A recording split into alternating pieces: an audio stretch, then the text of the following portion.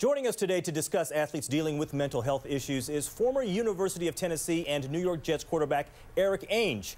2 years ago, Eric wrote a first-person account for ESPN.com in which he detailed his struggles with drug and alcohol abuse and revealed that he was suffering from bipolar disorder. Also joining us is Dr. Chris Stankovich, also known as the Sports Doc, a licensed professional clinical counselor and author in the field of sports performance science. And joining us is Maria Cornelius, a senior writer for Inside Tennessee website and magazine, which covers the Lady Vols basketball program. Thank you all for joining us here today. Maria, let me begin with you. As someone who has covered Shamiqua extensively, how was she able to keep her secret for so long? That's an excellent question. Part of it is she was so busy. When you're a student athlete, especially at a high-profile program like Tennessee, every day, every second of your day is accounted for, and I think that just propels you forward. You just go from one event to the other. Incidents like this tend to accumulate, and there can be a fracturing point. Obviously, her grandmother dying was one of those fracturing points, and then everything can begin to unspiral. And that's what happened in Shamiqua's case. She could be withdrawn when she was at Tennessee, but there was also so many demands on her time. She was really the first superstar athlete for the Lady Vols. The media requests just came and they flooded in, and they had to handle all that. She still had to be a student. She's playing for Pat Summitt, one of the most demanding coaches in the country. You get home from a 3 a.m. road trip, you better be in class at 7:45 for your 8 a.m. class. So I think she was able to keep everything together because she was just so busy when she was here. It's in the quiet moments when these type of incidents come to a head, and I think that's what happened in her case. Mm-hmm. Erica, to what Maria just said, no one knows the intensity of the fan base and the media coverage there at Tennessee better than you. So in retrospect now, how did you deal with your own issues, and how did that impact your play on the field? I think the first thing, Michael, is that when you go and you get assessed and they tell you you have a mental health problem, the first thing that you do is you fight it, because football players are the biggest, strongest, most athletic. Their identity is football, and now their identity is football and mental health. And what happens when football's done and the only other identity you have is people telling you there's something wrong with you?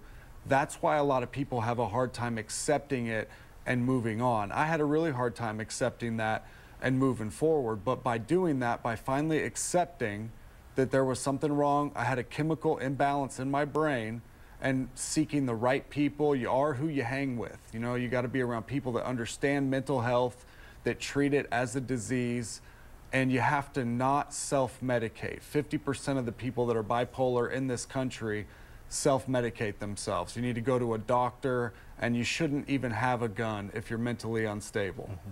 Hey, Eric, before you were diagnosed by medical personnel, how much or how often did you think to yourself, something's not right?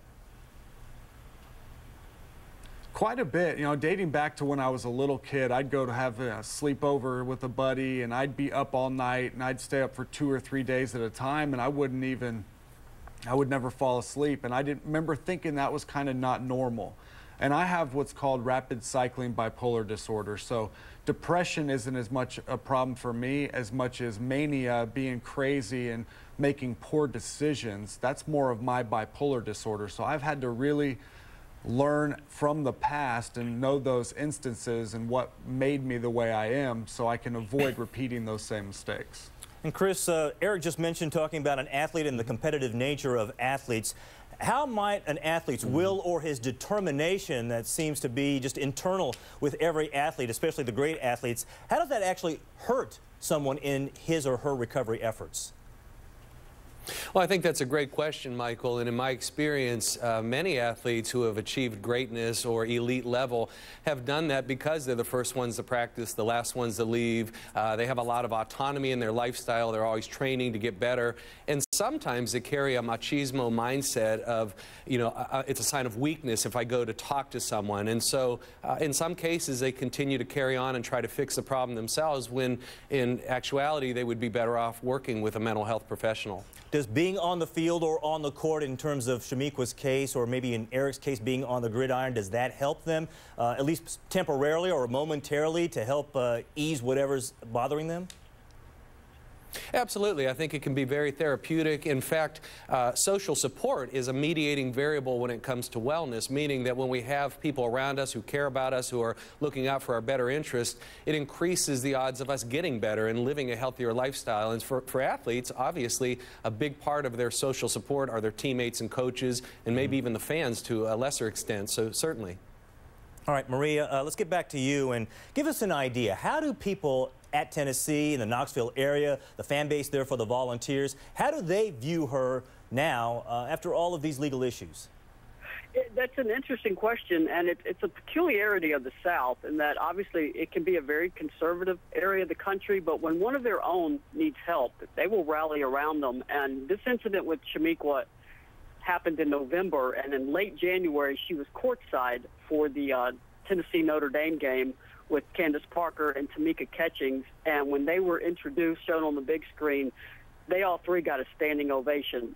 Shamiqua was getting hugged by the fans are talking to her.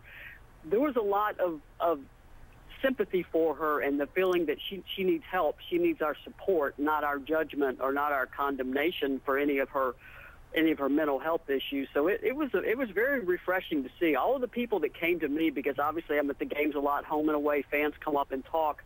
They all wanted to know how she was. If you talk to her, please tell her I'm praying for her. Please tell her everything's going to be okay. It was very, very inspiring to see how the Tennessee fans reacted to her troubles.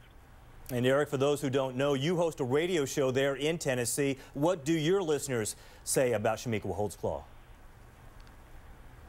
You know, she was right on with that. You know, Knoxville, East Tennessee, and Vol Nation, if something happens to one of their own, they will give you a second and a third chance. And that's why I moved back here, because I knew by going with Rich Cimini and ESPN New York and putting my story out there that I could help a lot of people. Because, you know, as the starting quarterback at UT, or being Shamiqua Holtzclaw, the starting two guard at Tennessee, the platform that this university has given us is huge. So you got to be upfront with it. You got to be honest. You can't try to hide it, because I would feel too guilty if I could have saved a 15-year-old from going down this path, or to let them know that the same things that make you good at football are the same things that are going to get you in trouble in real life if you're not talking to people and you're not honest with yourself. Hey, Maria, let's get back to you. And I want to ask you about Shamiqua. As we saw in the report from Josina, she had a difficult time following the death of her grandmother. Give us an update, first of all, on Pat Summitt's situation. She's dealing with early onset dementia, and how that might affect Shamiqua down the road. What are the concerns there?